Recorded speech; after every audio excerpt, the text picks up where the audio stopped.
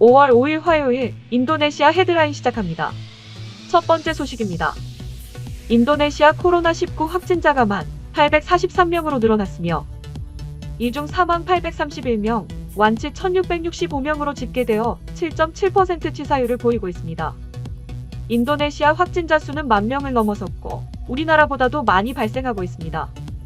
정부 대변인은 지역사회 전염이 계속 발생하고 있다며 집에 머물고 사회생활을 제한하는 것이 최선의 예방책이라고 강조했습니다.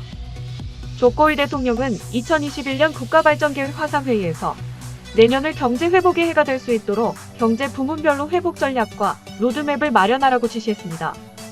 또한 식량 안보 문제에 대처하고 최근 유가 급락과 관련해 와서 에너지 의존도를 줄이기 위한 전략 마련과 부족한 제약 및 의료 부문의 개선 방법도 주문했다고 대통령궁은 밝혔습니다.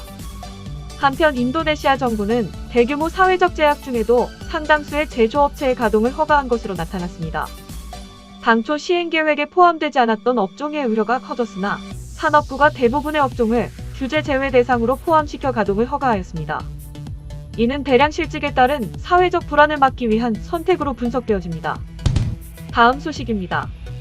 큰 폭으로 떨어졌던 루피아가 지난 30일부터 코로나 사태 이전 수준으로 회복하였습니다. 루피아화는 미국의 코로나19 백신 개발 가능성과 경제 부양을 위해 중앙은행의 금리 동결 약속에 힘입어 달러 대비 3% 가까이 절상되면서 최고 수준으로 회복되었습니다. 인도네시아 중앙은행장은 현상 유지를 위해 단기금리 동결할 것이며 기준금리도 4.5%를 유지하기로 결정하였기 때문에 루피아화 가치가 더 오를 것이라고 전했습니다. 또한 올해 경상수지 적자가 중앙은행이 예상한 수치보다 적어 루피아 절상에 영향을 준 것으로 분석되고 있습니다. 당초 중앙은행이 2.5에서 3%로 예측한 경상수지 적자가 1, 4분기에 1.5% 이하로 나타나 연간 2% 정도 수준으로 예상되고 있습니다. 한편 인도네시아 금융시장은 지난 3월 코로나 사태 초기에 투자자들이 인도네시아 자산들을 매각하며 악화되었다가 이제 회복세로 접어들기 시작된 것으로 분석되고 있습니다. 다음 소식입니다. 현대 엔지니어링은 인도네시아에 진단키트 4,800개, 방역 마스크 25만 개를 포함한 약 4억 원 상당의 코로나19 방역 물품을 전달했습니다.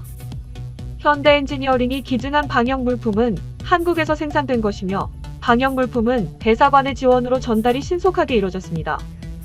현대 엔지니어링 관계자는 현재 인도네시아는 코로나19 확진자가 연일 증가하고 있어서 매우 안타깝게 생각하고 있으며 근본 방역 물품 기증을 통해 팬데믹 사태가 조속히 마무리되는데 도움이 되기를 기대한다라며 인도네시아에서 대형 사업을 수행하고 있는 기업으로서 사회적 공헌 책임을 적극적으로 실천하기 위해 방역 물품을 마련했다. 이를 계기로 인도네시아와 지속적인 우호 관계를 이어나가기를 기대한다고 말했습니다. 현대 엔지니어링은 30년 전 인도네시아에 첫 진출하였으며 2019년도에 인도네시아 역사상 단일 규모로 최대 프로젝트인 발리파판 정유공장 고도화 프로젝트를 수주한 바 있습니다. 다음 소식입니다. 예상 사업비가 5조 원에 달하는 롯데케미칼 인도네시아 석유화학공장 건설 프로젝트에 우리나라 대형 건설사들의 관심이 몰리고 있습니다. 건설업계에 따르면 현대건설과 대림산업, GS건설, 롯데건설 등 대형 건설사들이 롯데케미칼의 인도네시아 프로젝트 공장 증설 사업 입찰에 관심을 보이고 있습니다. 인도네시아 프로젝트는 롯데케미칼 인도네시아 법인이 발주한 사업이며 서부 자바섬 찔레곤에 위치한 석유화학 공장을 증설하는 프로젝트입니다.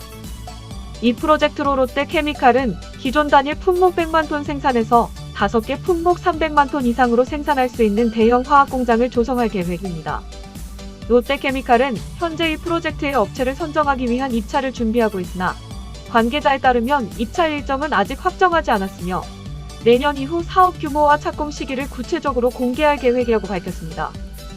업계에서는 코로나19 사태가 터진 것과 동시에 정유화학업황 회복이 더뎌지면서 대규모 사업인 인니 프로젝트 입찰도 미뤄질 것으로 예상하고 있으며 2023년 하반기 완공 시기도 지연될 것으로 보고 있습니다.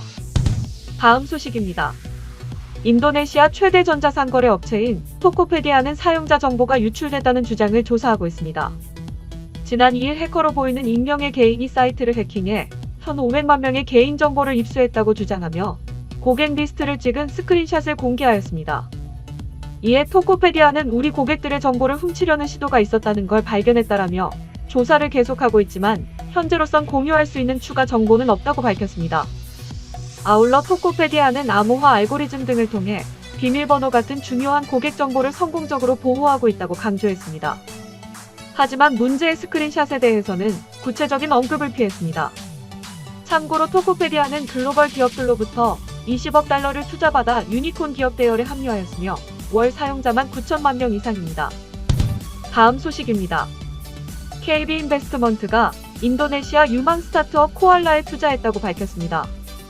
현지 언론에 따르면 해당 스타트업은 1,350만 달러 규모의 시리즈 A 투자금을 유치하였으며 인도의 세코이아 캐피탈 KB인베스트먼트, 미래의 셋벤처 투자 등이 신규 투자한 것으로 알려졌습니다.